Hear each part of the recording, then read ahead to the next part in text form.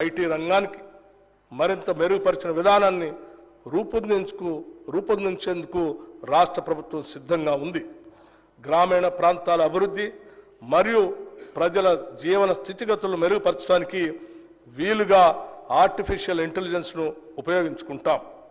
IT రంగంలో భారీ పెట్టుబడులతో ముందుకు వచ్చేవారికి అత్యంత సులువైన విధానాలతో స్వాగతం పలకటమే కాకుండా భవిష్యత్తులో కూడా వారికి ఎలాంటి సమస్యలు తలెత్తని పటిష్టమైన విధానాలని రూపొందిస్తున్నాం.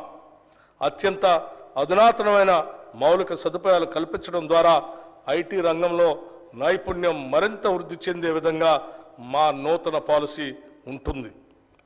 హైదరాబాద్లోని ఐటీ పరిశ్రమ రోజు రోజుకి అభివృద్ధి చెందుతున్నది. ఐటీ పరిశ్రమలతో హైదరాబాద్ కిటకిటలాడుతున్నది. కానీ రాష్ట్ర సమగ్రాభివృద్ధి జరగాలంటే ఒక్క హైదరాబాద్ మాత్రమే అభివృద్ధి జరిగితే సరిపోదు. ఇలాంటి అభివృద్ధి తెలంగాణ రాష్ట్ర నలుమూలలకు కూడా విస్తరించాలి. ఈ కారణంగా ఐటీ పరిశ్రమను ద్వితీయ తృతీయ శ్రేణి నగరాలకు విస్తరించేందుకు ప్రణాళికలు రచిస్తున్నాం. రాష్ట్ర వ్యాప్తంగా అన్ని ప్రాంతాల్లో ఐటీ పరిశ్రమలు రావాలంటే పటిష్టమైన విధానం ఉండాలి.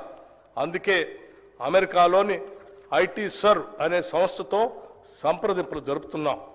దీనివల్ల తెలంగాణ రాష్ట్రం ఐటీ రంగంలో తిరుగులేని శక్తిగా మారుతుందనటంలో సందేహం లేదు.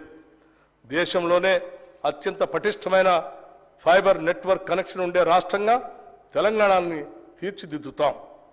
ఈ బడ్జెట్లో ఐటీ శాఖకు 774 కోట్ల రూపాయలను ప్రతిపాదిస్తున్నాం.